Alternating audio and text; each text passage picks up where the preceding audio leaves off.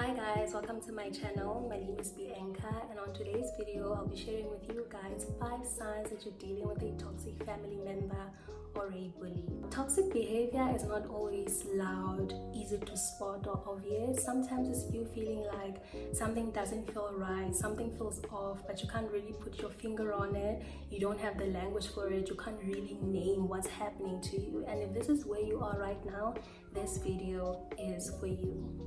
Now, 2 things here. 1, it's very important that you do not become a victim. You are not a victim. You have the power to change what's happening.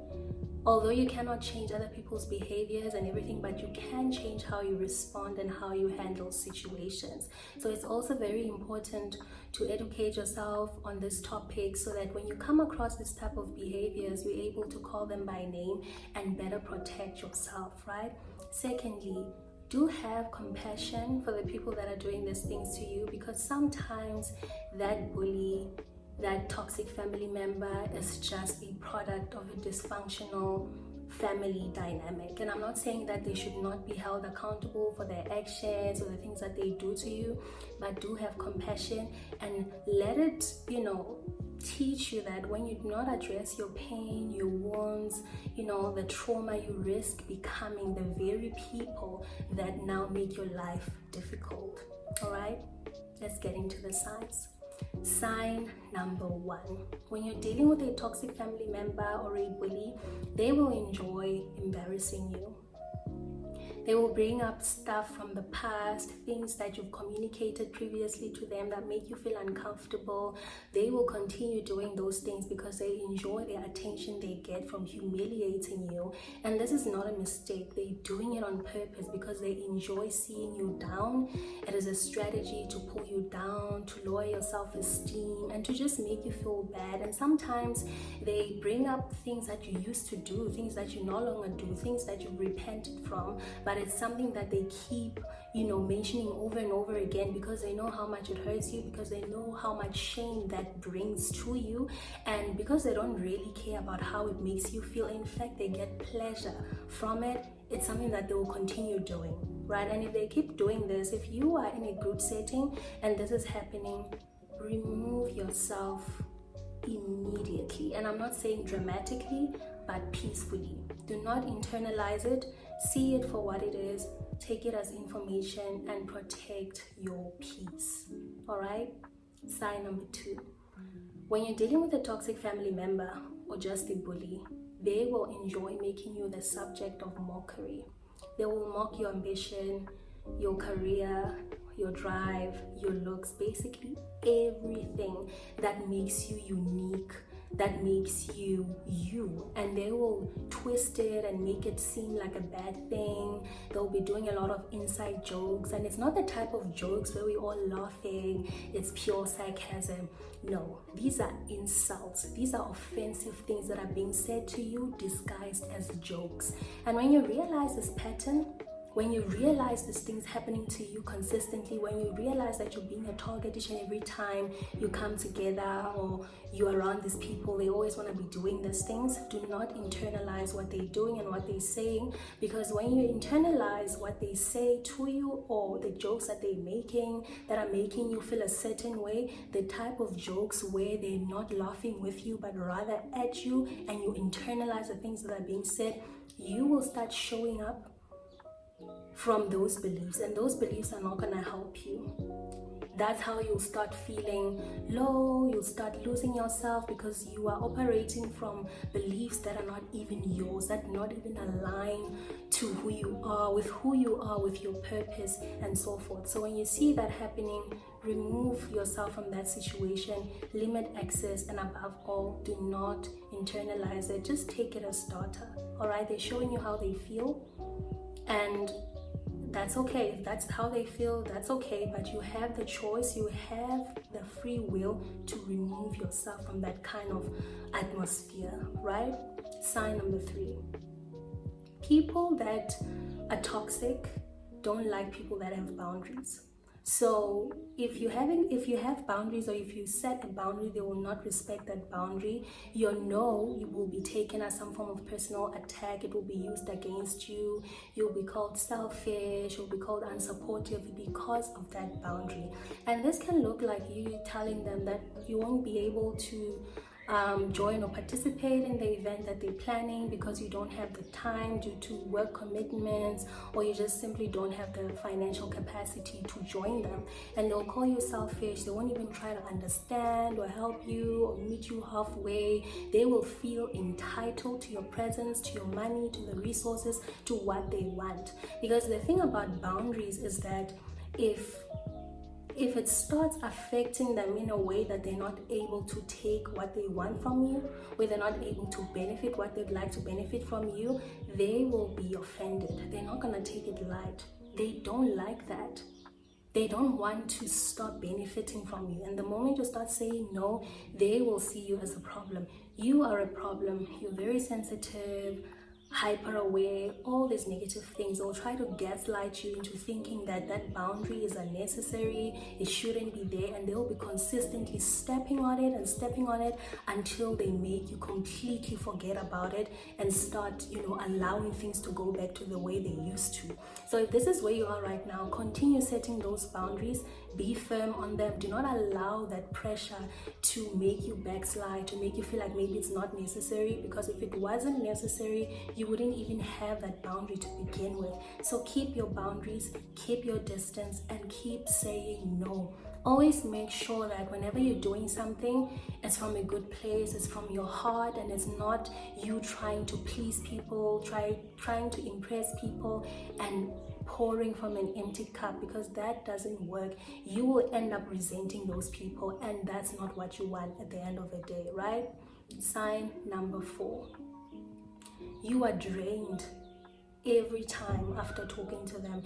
Every interaction with them leaves you drained, and this is not by accident or anything like that. Your spirit, your nervous system is just letting you know that this person is not good for you. They are harming you, and this is because each and every time you guys come together, you guys meet up, they will always have something negative to say. They will always be comparing you to someone.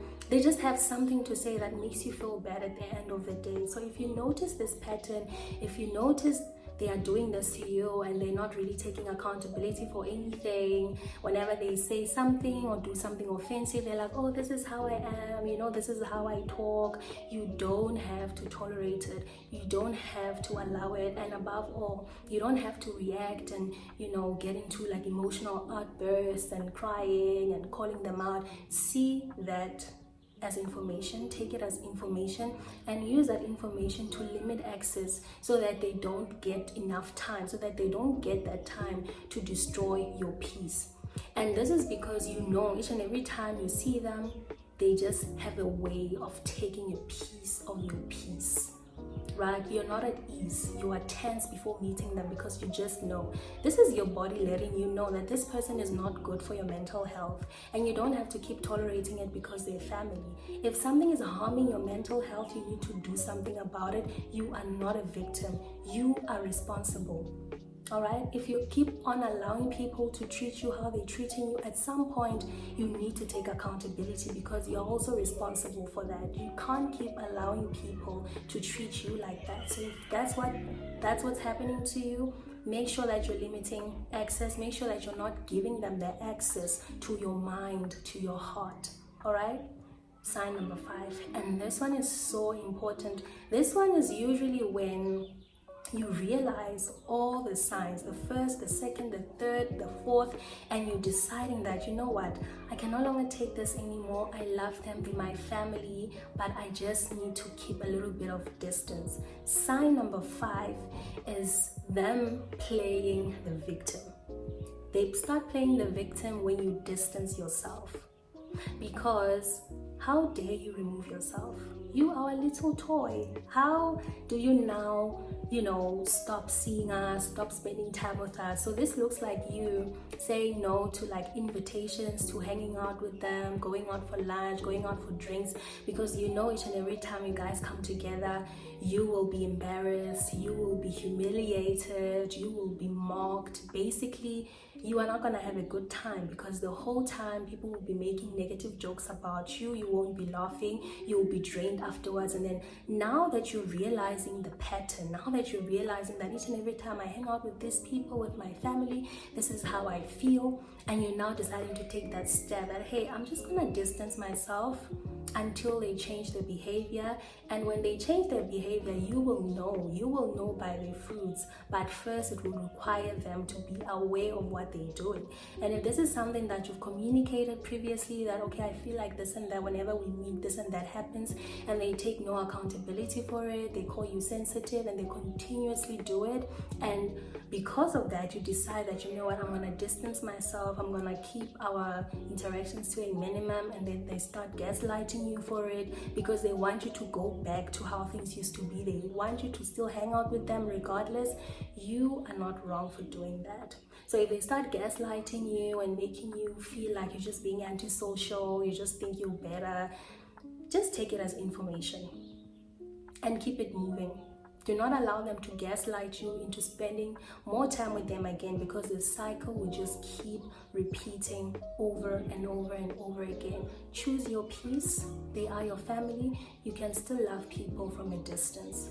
All right, do not put yourself in a position where you're constantly being harmed mentally. And if this is something that is really affecting you, that is hurting you deeply, and you feel like you need someone to talk to because you're just looking around and you realize that you have no friends, nobody understands you or understands your pain, there is an app called Kina Health where you get access to mental health professionals. They will help you unpack, they will listen to you.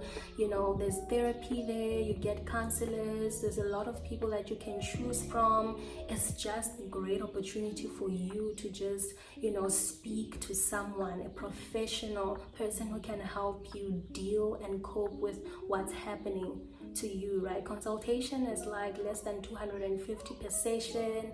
It's virtual. You don't have to commute, you don't have to go where they are. You just download the app, you book a consultation, and you get help immediately, right? You get help immediately. It's so convenient.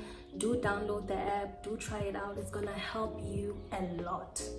All right, it's gonna help you a lot. Every interaction, every person that you meet sometimes reveals the things that you still need to work on.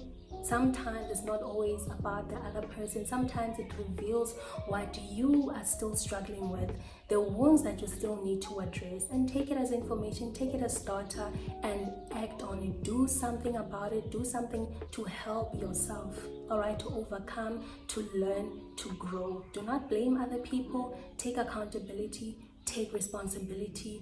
You are not a victim. You have access to resources, to information. Use it to develop yourself. Use it for your own growth, and use it to show up differently. All right? And above all, guard your heart. Make sure that you're not harboring resentment, anger. Make sure that you are working on your issues. All right? Love yourself. Take care of yourself. Forgive yourself. Validate yourself. Self-parent yourself. All right? I'm sending you all the love and all the healing, and I'll see you in my next video. Bye.